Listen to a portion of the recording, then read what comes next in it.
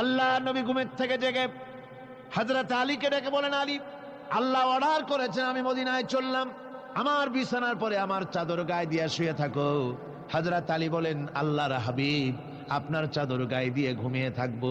সকালবেলায় কাফির বেঈমানেরা আপনার বিছানার পরে আপনার চাদর গায়ে দেওয়া অবস্থায় আমি আলীকে তারা মোহাম্মদ মনে করবে, আর আমি আলীকে নবী মনে করে তারা তাদের তরবারি দিয়া কেটে কেটে টুকরা টুকরা করে আমারে বিদায় করে দেবে দুনিয়া থেকে। এতটুকুনো পরোয়া করি না, বরং আমার দিলের মধ্যে এটাই তৃপ্তি থাকবে যে আমি আলীর জীবনের বিনিময় আল্লাহর হাবিব দুনিয়ায় বেঁচে আছেন। নবীজি ঘরের থেকে বেরোলেন, চতুর্দিকে কাফেররা দাঁড়ানো।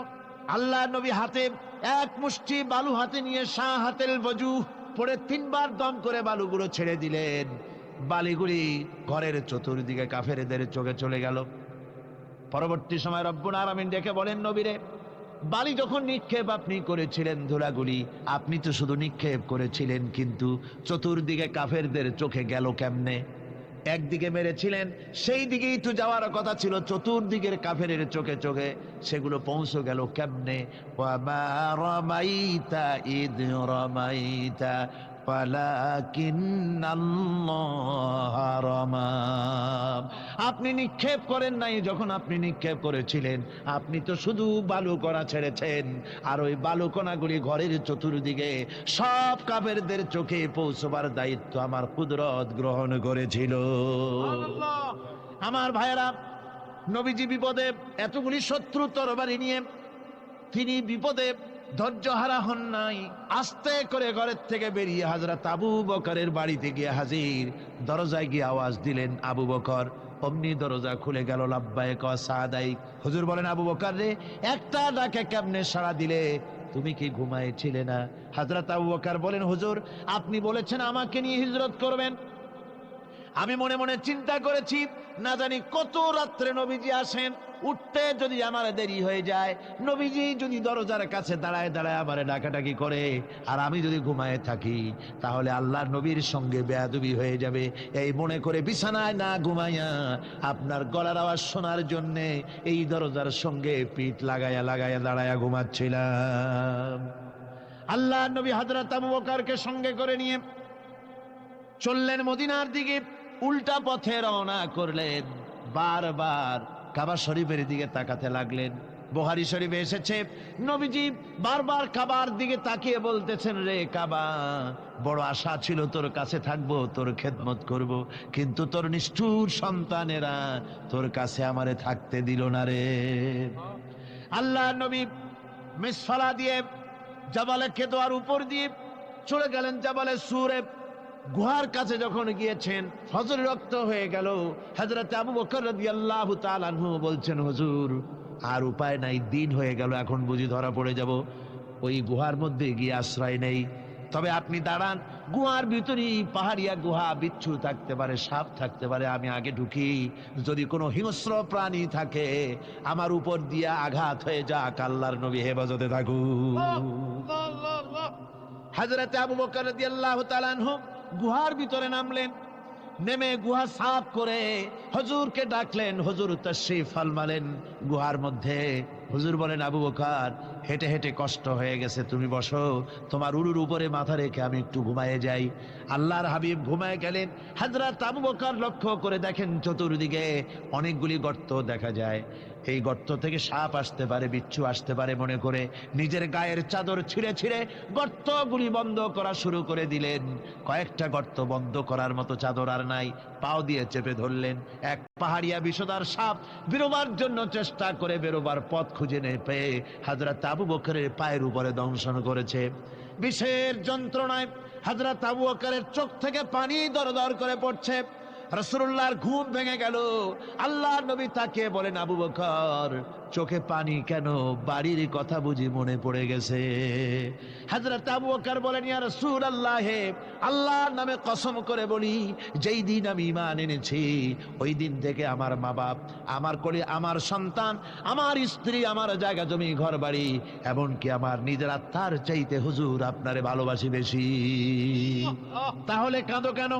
হযরত আবু বকর বলেন, হুজুর বাড়ির জন্য কাঁদি না, ছেলেপেলের জন্য কাঁদি না, সাপে দংশন করেছে, যন্ত্রণায় কাঁদতেছি। আল্লাহ নবী সঙ্গে সঙ্গে মুখ থেকে থুতু বার করে যন্ত্রণার জায়গায় লাগাই দিলেন, সঙ্গে সঙ্গে যন্ত্রণা বন্ধ হয়ে গেল। হুজুর বললেন, আবু বকর প্রথম যখন তোমার এই আঘাত করেছিল সাপে, আমাকে কেন তাড়াতাড়ি বলো নাই, এতক্ষণ তো তোমার কষ্ট হতো না। হযরত আবু বকর বলেন, ইয়া রাসূলুল্লাহ, ওটা তো সাপে কাটার যন্ত্রণা, ওই যন্ত্রণায় আমার রক্ত জ্বলতেছে, যন্ত্রণায় যন্ত্রণায় আমার কলেজাটা যদি ফেটেও যেত। আল্লাহর হাবিব আরাম ফরমাচ্ছিলেন, আমি তাকে আরামে বিঘ্ন ঘটাতে পারতাম না।